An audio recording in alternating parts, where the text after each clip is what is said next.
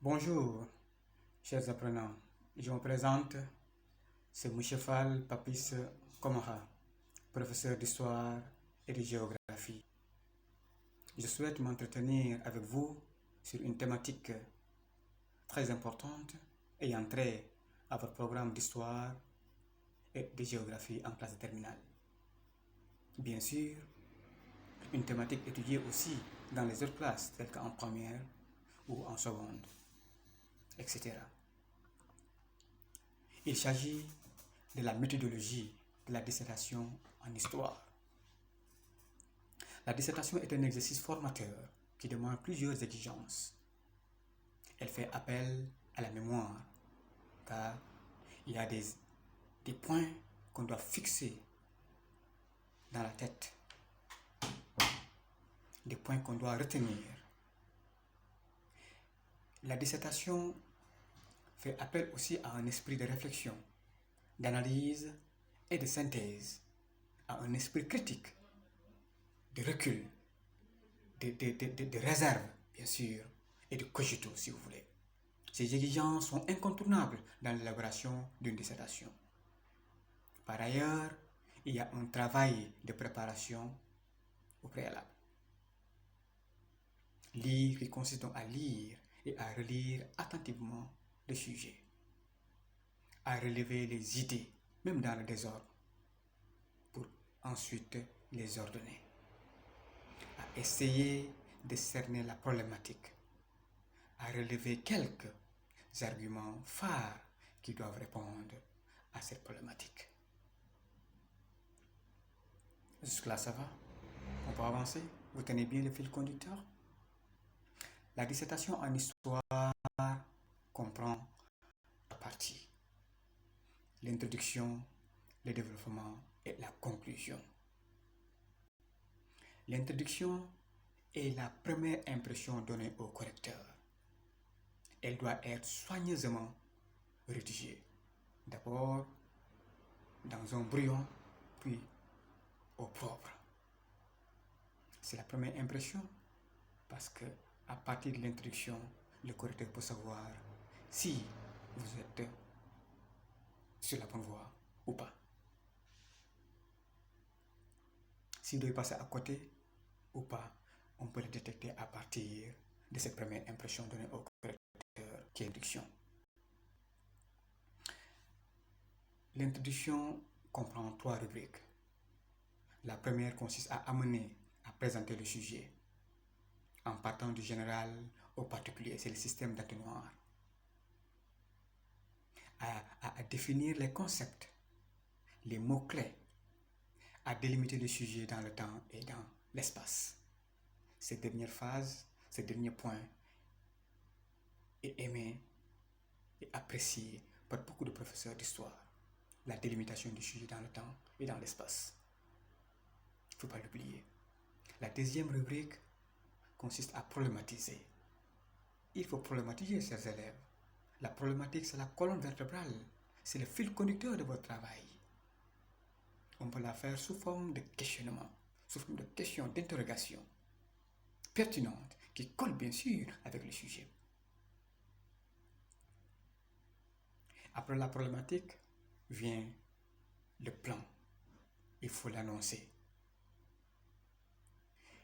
Éviter un plan à plus de 3 parties.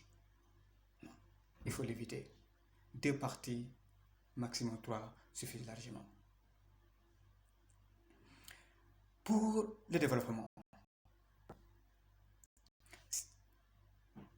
Le développement, c'est à ce niveau, bien sûr, qu'on doit argumenter. C'est à ce niveau qu'on doit illustrer pour convaincre le correcteur. C'est à ce niveau qu'on doit se défendre ses idées. Vous pouvez avoir même des idées qui sont en porte-à-faux, qui sont contraires avec celles du correcteur, mais c'est la façon dont vous les défendez qui importe. Donc, argumenter, illustrer dans le développement. Et pour ce qui concerne le développement, n'oubliez pas de construire, de rédiger une phrase introductive avant d'entamer, quand vous entamez une première partie. Quand vous entamez la première partie, il faut rédiger une phrase introductive. C'est fondamental. Souvent, les élèves ne le font pas. Il y a certains qui ne le font pas. Par facilité, ils reprennent les intitulés du cours. Par exemple, quand il insère les sous-rubriques du cours. Non. Rédigez une phrase d'entrée montrant que vous abordez telle partie. Après avoir étudié une première partie, il faut construire, rédiger, si vous voulez, une phrase, une conclusion donc partielle et une phrase de transition. Conclusion partielle et phrase de transition annonçant la deuxième partie. Jusque-là, ça va? Il faudra par ailleurs signaler que il y a plusieurs types de plans. On peut avoir un plan thématique. Donc, par thème, exemple, les conséquences économiques de la Deuxième Guerre mondiale, les conséquences politiques de la Deuxième Guerre mondiale. On peut avoir aussi un plan dialectique. À ce niveau, il faudra une thèse, une antithèse, une synthèse. Un plan analytique qui consiste à décliner les causes, les conséquences et les solutions. Un plan comparatif, on l'appelle aussi le plan par confrontation, qui consiste à dévoiler les ressemblances et les dissemblances, autrement dit les particularités. Comme exemple de plan, on peut citer le plan chronologique. Là, il s'agit de décliner les bornes, exemple de 1945 à 1947. Mais bien sûr, ces bornes chronologiques ne sont pas fortuites. Ces bornes chronologiques ne sont pas fortuites. 1945 consacre la fin de la Deuxième Guerre mondiale, consacre aussi la convocation de ces deux grandes conférences, l'organisation de ces deux grandes conférences, la conférence de Yalta et la conférence de Potsdam, qui sont des événements repères dans l'historiographie des relations internationales. 1947 consacre la rupture, la formation des blocs, le début de la guerre froide. Un autre exemple, de 1956 à 1962, 1956 qui consacre la crise de Suez avec la nationalisation du canal de Suez par Gamal Abdel Nasser, l'Égyptien, le panarabiste. 1962 qui consacre une période phare dans l'histoire des relations internationales, c'est la crise de Cuba, après, bien sûr, l'échec du débarquement des anticastristes dans la baie des Cochons. Donc, chers apprenants, vous voyez nettement qu'il y a plusieurs types de plans qu'on peut proposer, mais ces plans varient en fonction des sujets que l'on propose.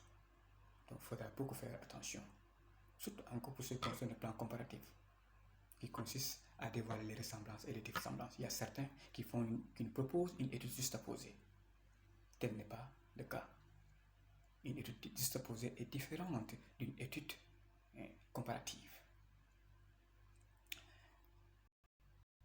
Il a dit tantôt, c'est le développement qu'il faut illustrer, qu'il faut argumenter, qu'il faut en donner des exemples en citant pour convaincre le correcteur. La dernière partie d'une dissertation est appelée conclusion. Et c'est la dernière impression donnée au correcteur. Il ne faut pas la bâcler. Rédiger la conclusion dans un brouillon d'abord et ensuite au propre. La mettre au propre. La conclusion, c'est l'heure du bilan. Il faudra faire au préalable, on peut tout résumer, mais c'est l'heure de faire un bilan et de décliner les perspectives. Du coup, parlant de perspectives, parlant de bilan, on se dit que la conclusion est comme une porte qui se ferme et une fenêtre qui s'ouvre.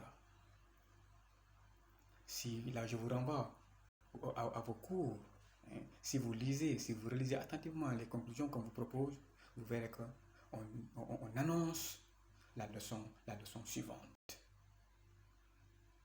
Chers apprenants, quelles sont les grandes lignes relatives à la méthodologie de la dissertation en histoire? Je vous remercie.